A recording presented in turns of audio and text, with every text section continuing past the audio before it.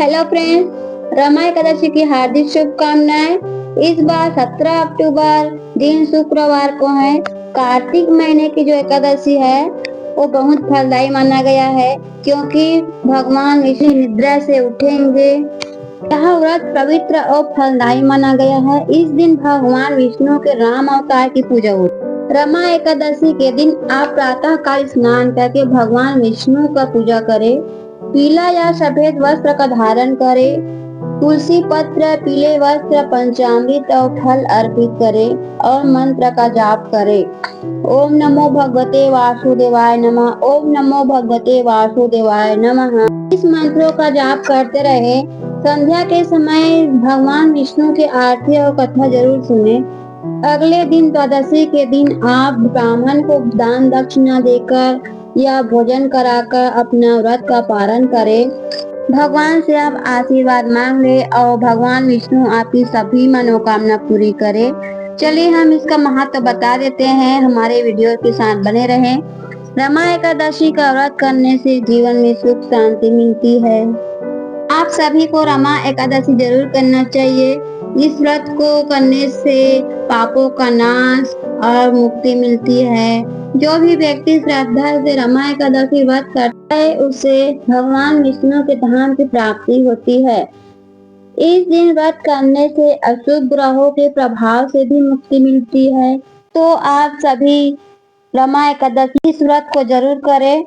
रमा एकादशी के दिन भगवान विष्णु की विशेष कृपा प्राप्त होती है। भगवान विष्णु आपके सभी मनोकामना पूरी करें। और ऐसे वीडियो पाने के लिए मेरे चैनल पे जुड़े रहिए, शेयर कीजिए, सब्सक्राइब। इस दिन आप मंत्रों के जाप करते रहिए पूरे दिन। ओम नमो भगवते वासुदेवाय नमः। सतयुग में शंखासुर का पुत्र मुर नामक दैत्य हुआ। शंखासुर को भगवान विष्णु ने मार डाला। इससे मुर को बड़ा दुख हुआ। इसका बदला लेने के लिए वो वन में जाकर मुर दैत्य घोर तपस्या करने लगा। उसके तपस्या से संतुष्ट होकर सर्व सामर्थ्यशाली भगवान ब्रह्मा जी उसके समीप आए और उससे कहा कि तुम वरदान मांग लो। यह सुनकर मुर दैत्य बोला कि हे वरदाता नाथ, देवता, दैत्य, मुनि, मनुष्य, शिव, विष्णु और बड़े बड़े लोकपाल, दिक्पाल, जहां तक आपकी सृष्टि है, मुझे कोई समर में ना जीत सके ना कोई मार सके, ऐसा वरदान दीजिए। इतना उसने तप किया मुर दैत्य ने कि भगवान ब्रह्मा को विवश हो करके ऐसा ही हो तथास्तु, ऐसा ही हो कहना पड़ा। अब ब्रह्मा जी ऐसा कह करके अपने लोक को चले गए। अब जो असुर है वो वर पा करके बड़ा बलवान हो गया। जिस लोकपाल के पास जाता ललकार कर उसे परास्त कर देता, क्योंकि मर सकता नहीं। ब्रह्मा जी ने ऐसा वर दिया है। लोकपालों को जीतकर समस्त लोकों पर अपना उसने अधिकार कर लिया और समस्त लोकपालों के पद पर वो दैत्यों को नियुक्त करता। दैत्य सदैव विपरीत भावना वाले समस्त ब्राह्मणों को, भक्तों को, गाय को, ऐसे सब संतों को सताना, मारना, काटना, महान अत्याचार मुर दैत्य के द्वारा फैल गया। दुखी होकर के समस्त देवता भगवान शंकर जी के पास गए। भगवान शंकर जी सबको आश्वासन दिए, क्योंकि वो कल्याण स्वरूप है। जब जब कोई भारी विपत्ति पड़ती है तो समस्त देवता महादेव जी के पास जाते हैं, फिर महादेव जी उपाय बताते हैं। जैसे समुद्र मंथन के समय हलाहल विष निकला तो किसी भी देवता की ताकत नहीं कि चख सके। महादेव जी के पास गए और प्रार्थना की तो आज भी भगवान शिव को नीलकंठ कहा जाता है, उसे धारण करते हैं।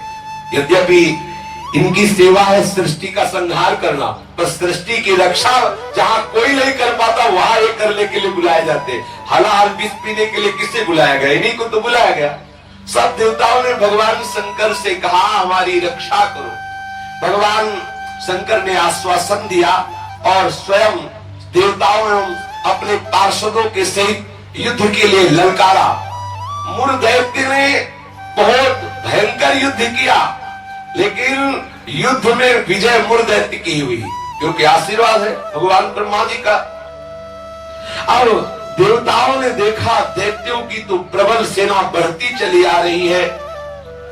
अब भगवान श्री हरि का स्मरण किया, भगवान विष्णु का कि हे नाथ आप ही अब रक्षा कर सकते हो।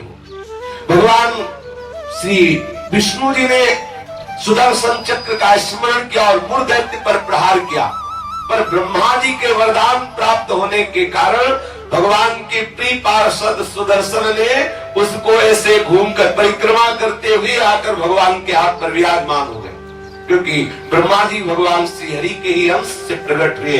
वरदान की मर्यादा रखने के लिए सुदर्शन चक्र जी समीप से जाकर वापस आ गए, लेकिन मूर दैत्य को मारा नहीं। अब तो हाहाकार मच गया कि अब ये प्रलयंकारी दैत्य जब भगवान शिव के वश में नहीं हुआ, बड़े बड़े लोकपालों को अपने अधीन कर लिया और भगवान विष्णु का सुदर्शन चक्र भी वापस हो गया, अब क्या होगा।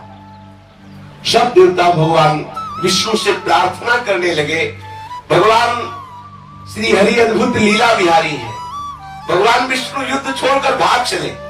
मूर दैत्य ने देखा कि सबका मुखिया तो भाग पड़ा, इसको हम जिंदा छोड़ेंगे नहीं। वो गदा लेकर भगवान का पीछा किया। मूर दैत्य ने भगवान भागकर बद्रिका आश्रम में गए और एक बड़ी ही गहरी एकांतिक गुफा में जा छिपे और अत्यंत श्रमित हुए निद्रावश से प्रतीत होने लगे। मूर ने गुहा में प्रवेश करके दहाड़ लगाई, कहाँ है भगवान विष्णु को संबोधन किया, कहाँ है तू।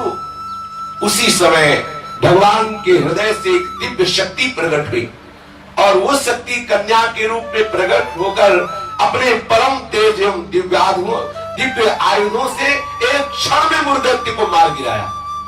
क्षण में दैत्य को मार गिराया। भगवान विष्णु के हृदय से एक दिव्य शक्ति प्रकट हुई, जिसने कन्या रूप धारण किया और अपने दिव्य शक्ति से उस मूर दैत्य को क्षण मात्र में सेना से नाश कर दिया। उसी समय देवताओं ने पुष्पों की वर्षा की और उस देवी की स्तुति की। स्तुति सुनकर श्री भगवान जग गए। भगवान विष्णु ने देवताओं से कहा, तुम किसकी स्तुति कर रहे हो, क्या हुआ। बोले, प्रभु आपके हृदय से ये कन्या प्रकट हुई और इसने सब दैत्यों का नाश कर दिया और मूर दैत्य को भी मार दिया। भगवान ने कहा कि ये कन्या जो हमारे हृदय से प्रकट हुई, ये एकादश तिथि को प्रकट हुई, 11 को, इसीलिए इस कन्या का नाम होगा एकादशी। और हे एकादशी, तुम अष्ट सिद्धियों और 9 निधियों की स्वामिनी होगी। तुम में इतनी सामर्थ्य होगी कि जो तुम्हारा व्रत रखेंगे उनके चरणों में मोक्ष लुटेगा।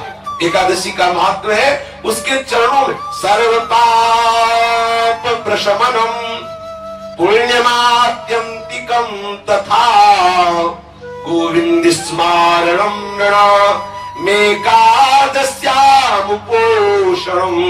जो एकादशी का उपवास करेगा वो निष्पाप हो जाएगा। जो एकादशी का उपवास करेगा वो बड़ा पुण्यात्मा होगा। जो एकादशी का उपवास करेगा उसे गोविंद के चरणारविंद की भक्ति प्राप्त होगी। श्री भगवान विष्णु ने कहा, जो तुम्हारा व्रत करेगा वो चाहे स्त्री हो चाहे पुरुष हो, वो जो कामना करेगा उस कामना की पूर्ति हो जाएगी। यदि कोई कामना नहीं करेगा तो मेरी भक्ति प्राप्त हो जाएगी। एकादशी व्रत 3 दिनों के साध्य होने वाला बताया।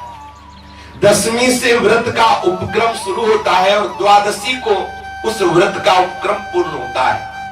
10वीं के दिन एकादशी के पहले आस्यम मांसम मसूरान्नम चरकान क्रोधवास तथा साकम मधुपरान्नम च पुनर्भोजन मैथुने दशम्याम 10 वस्तूनि वर्जयेत् वैष्णवः सदा।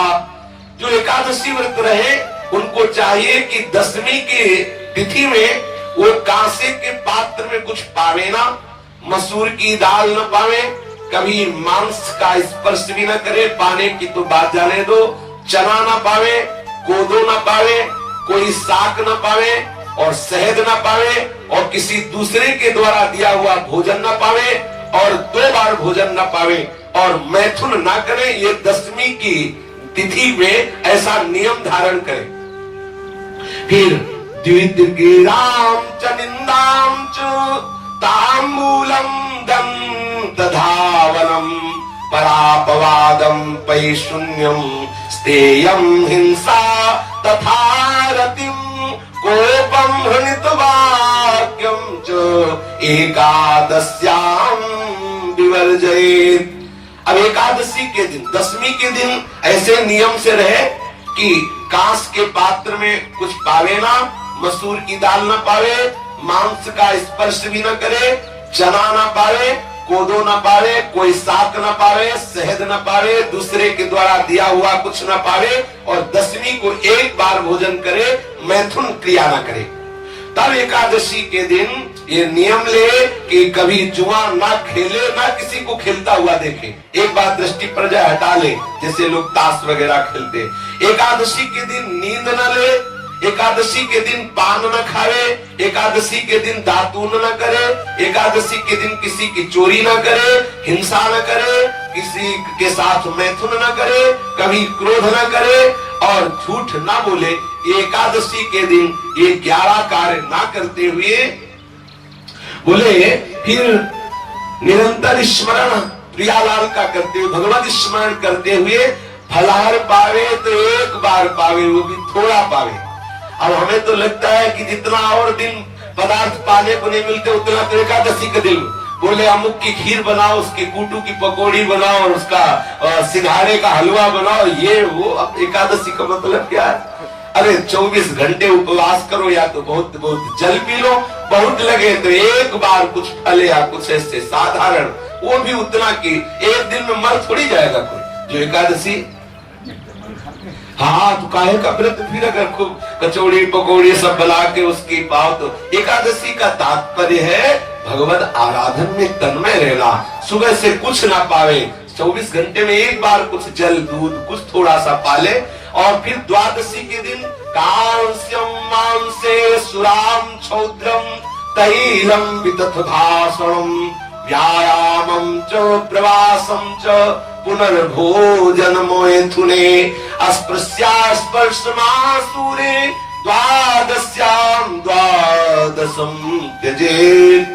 द्वादशी को भी कांसे के पात्र में भोजन न करे, मांस न स्पर्श करे, मदिरा न पीवे और शहद न पावे, तेल का बना पदार्थ न पावे, झूठ न बोले, कस के व्यायाम न करे, परदेश गमन न करे, दोबारा भोजन न करे, मैथुन न करे, जो स्पर्श करने योग्य नहीं उनका स्पर्श न करे, मसूर की दाल न खाए। ये 12 वस्तुएं द्वादशी को त्याग दे। दशमी के दिन पूर्वाह्न में एक बार हविष्यान्न भोजन करना चाहिए, इसके बाद दशमी के दिन कुछ नहीं खाना पीना चाहिए।